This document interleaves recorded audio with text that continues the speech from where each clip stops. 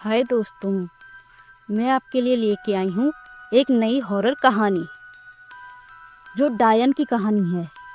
एक डरावनी और रियल स्टोरी। कहानी का नाम है पगडंडी की परछाई। और ये कहानी मध्य प्रदेश के एक सुनसान गांव नीमबाड़ी की है। तो चलो शुरू करते हैं कहानी को। गांव के बाहर एक पुरानी पगडंडी थी जो जंगल के भीतर एक सूखे कुएं तक जाती थी। कहते हैं वहां कभी कोई गौरी नाम की औरत रहती थी जो हर किसी की मदद किया करती थी, लेकिन गांव वालों ने उसे डायन समझकर जिंदा जला दिया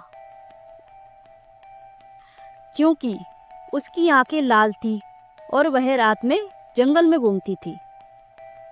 उस रात से हर अमावस्या की रात उस कुएं से किसी औरत की चीखें आने लगी। एक रात गांव के 4 युवक, जिनका नाम था मनु, रामू, दीपक और इमरान, मजाक में उस कुएं तक चले गए। हाथ में टॉर्च, होठों पर हंसी। लेकिन वो जैसे ही कुएं के पास पहुंचे तो दीपक ने देखा एक लंबा काला साया उनके पीछे पीछे चल रहा था।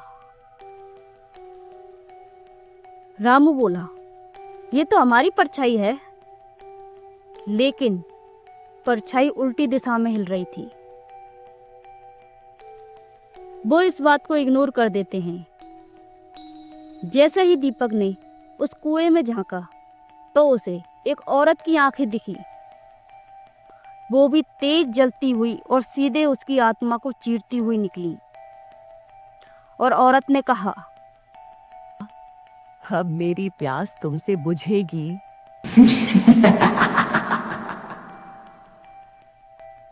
दीपक जोर से चीखा और पीछे की ओर गिर पड़ा। उसकी आंखें सफेद हो चुकी थी और उसके मुंह से अब खून बहने लगा था। मनु, रामू और इमरान डर के मारे गांव वापस भाग गए और घर में जाकर छुपकर सो गए। किसी ने किसी को कुछ नहीं बताया।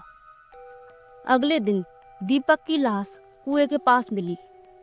उसकी आंखें खुली थीं, शरीर झुलसा हुआ, जैसे किसी ने उसमें आग में जलाया हो। गांव वालों ने फिर से वह कुआं बंद करवा दिया। लेकिन कहते हैं जो भी उस कुएं के पास जाता है उसकी परछाई पहले गायब होती है और फिर वह इंसान गायब हो जाता है। आज भी नीमबाड़ी गांव के बच्चे उस रास्ते पर नहीं जाते हैं और गांव की बूढ़ी दादियां कहती हैं, डायन कभी मरी ही नहीं, वो अब भी प्यास बुझा रही है परछाइयों की।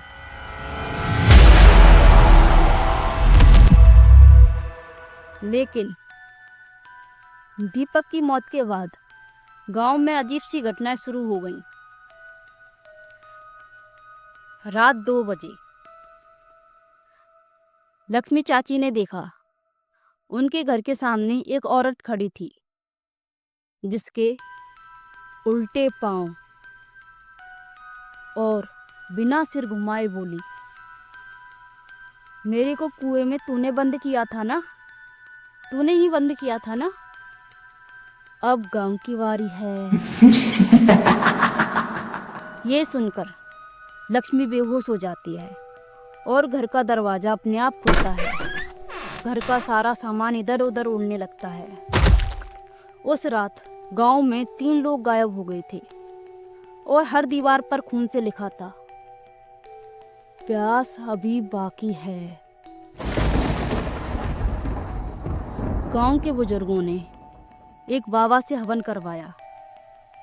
बाबा हवन कर रहे थे और बाबा ने बताया, डायन की आत्मा अब कुएं तक सीमित नहीं है, वो अब पूरे गांव को अपनी संग आग में झोंकने आई है। एक बच्चा दरवाजे से झांकता है और परछाई धीरे धीरे उसकी ओर बढ़ती है और वो बच्चा भी गायब हो जाता है। अब हर घर में बस एक ही डर है, कब परछाई तुम्हारा नाम लेगी। और हर घर में यही लिखा होता है, हर घर से मेरी प्यास बुझेगी। डायन लौट आई है और ये आखिरी नहीं है। क्या बाबा बचा पाएंगे गांव को,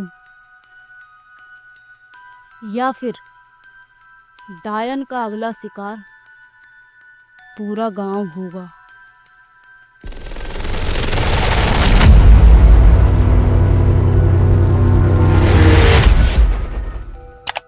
कहानी के अगले पार्ट के लिए कमेंट करके हमें बताएं। धन्यवाद। अगर आपको कहानी पसंद आ रही है हमारी, तो ये भी कमेंट करके हमें बताएं।